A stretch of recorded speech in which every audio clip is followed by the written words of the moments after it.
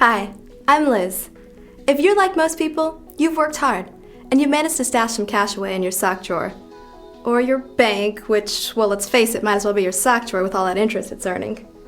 You'd like to invest your money and secure that financial freedom you deserve, but you don't want to pay some broker fat fees to babysit your money, and you're a little nervous to invest it yourself because you're afraid you might lose your shirt. But that's where I come in. Today, I'm going to show you how to take that cash out of your socks and put it into some stocks. I'll show you how to create a broadly diversified portfolio using the latest investing theories the pros use in just a few minutes. I mean, investing doesn't have to be complicated, especially not with me on your side. So, let's get started. At its very simplest, investing is a two-step process. First, you need to decide what kind of investor you are.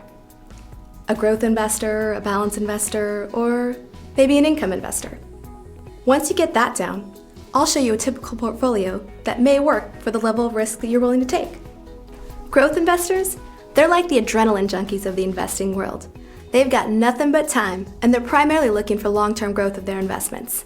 But this growth can come at a cost. Over a recent 12-year period, a typical growth portfolio averaged about 10%, with its best year up 27%, and its worst year down 17%. So growth investors need to be willing to ride the waves and tolerate a short-term downside for a possible bigger upside. Balance investors, they're like the cool, I'm in no hurry, but I'm no Evel Knievel either types. They're a little more conservative than a growth investor, but they still want to benefit from that long-term growth.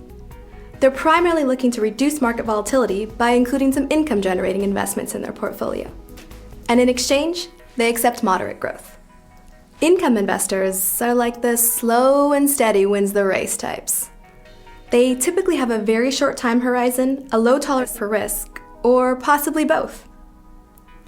They aim for modest growth of their investments while generating income at the same time.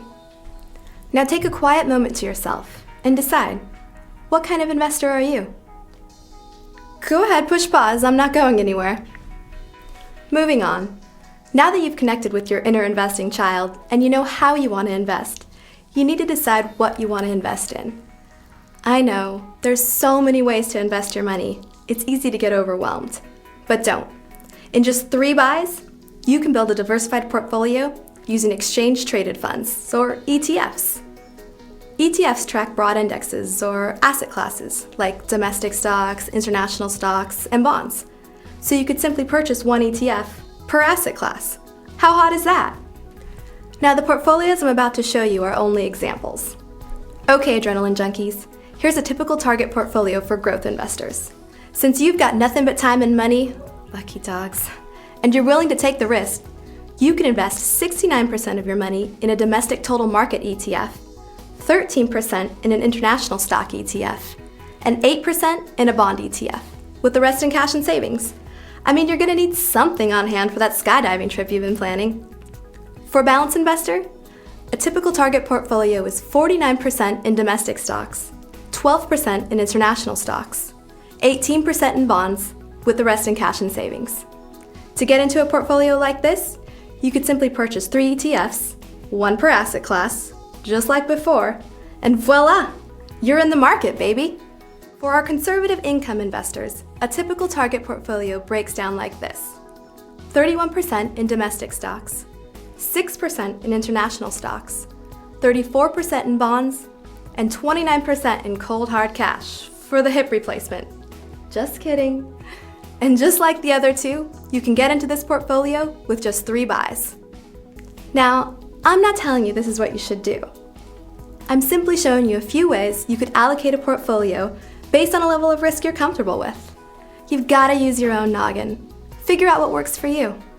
See, investing doesn't need to be complicated. We just use techniques rooted in modern portfolio theory to easily build a diversified portfolio. Thanks for joining me.